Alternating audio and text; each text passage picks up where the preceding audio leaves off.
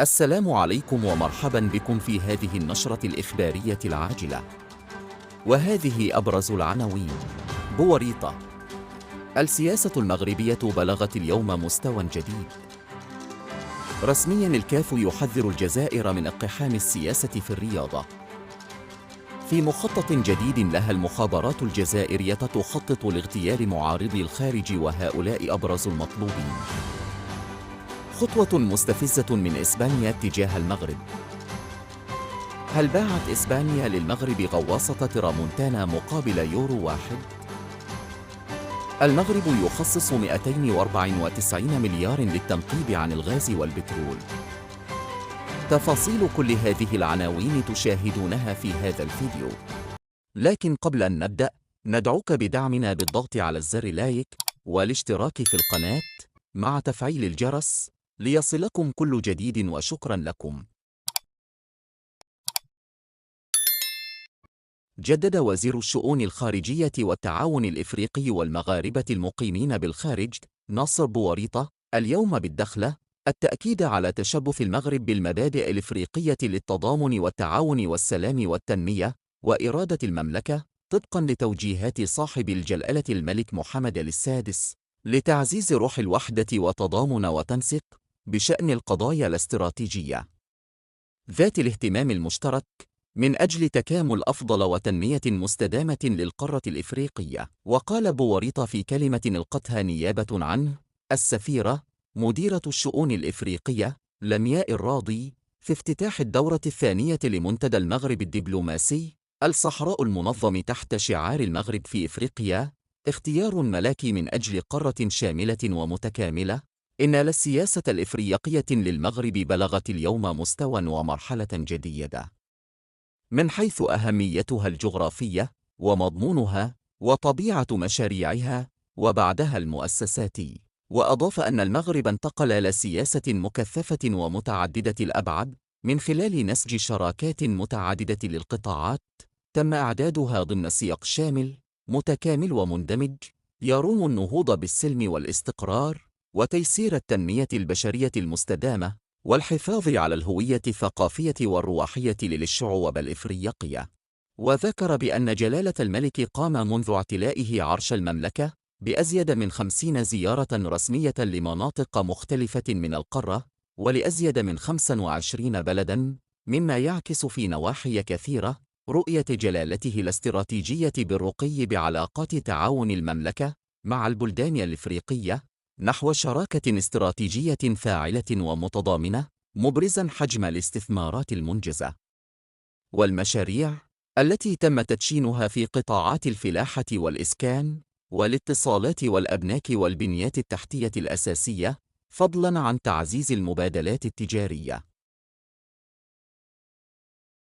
حذرت اللجنة التأديبية للاتحاد الإفريقي لكرة القدم الجزائر من إقحامها السياسة في الرياضة بعد التصريحات المستفزة لحفيد نيلسون مانديلا خلال افتتاح كأس إفريقيا للمحليين بالجزائر.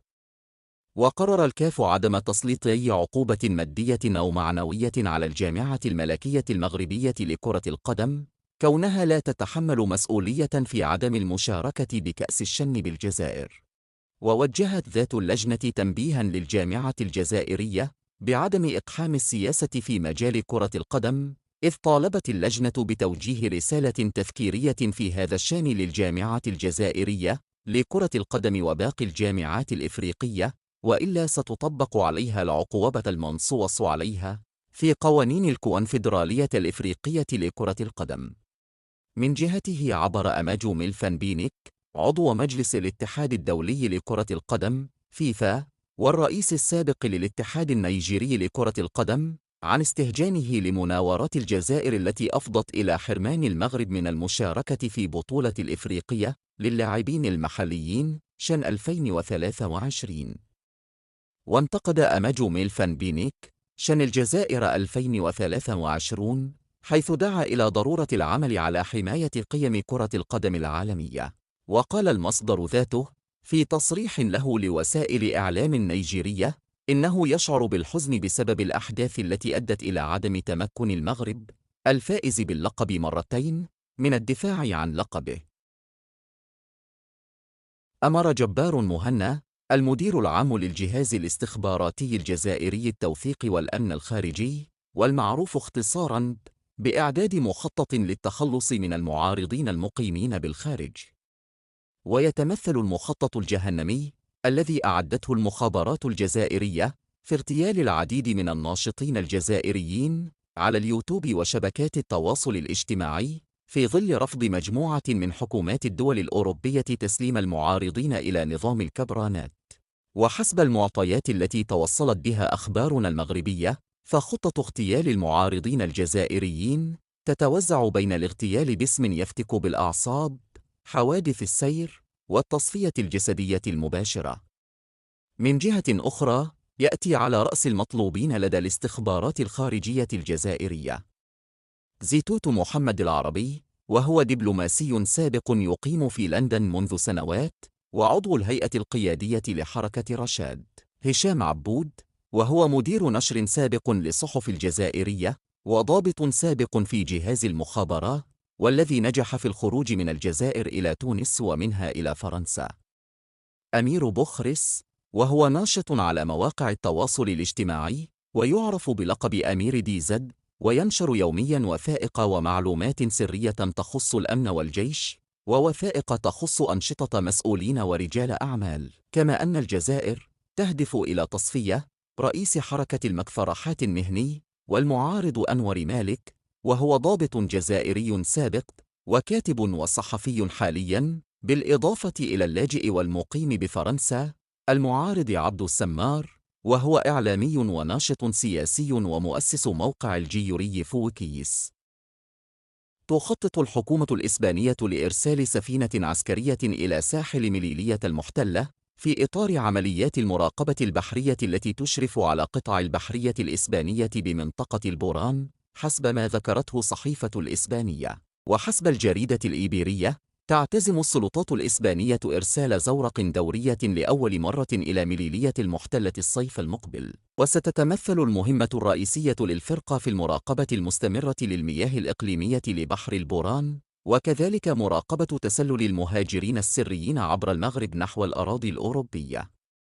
وستكون هذه الفرقة تابعة لفرع العمليات البحرية التابعة للبحرية الإسبانية. وفي ديسمبر 2021 سحبت البحرية الإسبانية سفينة حربية من سواحل الجزر الجعفرية في شمال المغرب، تفادياً لتأزيم جديد يطال العلاقات بين الرباط ومدريد.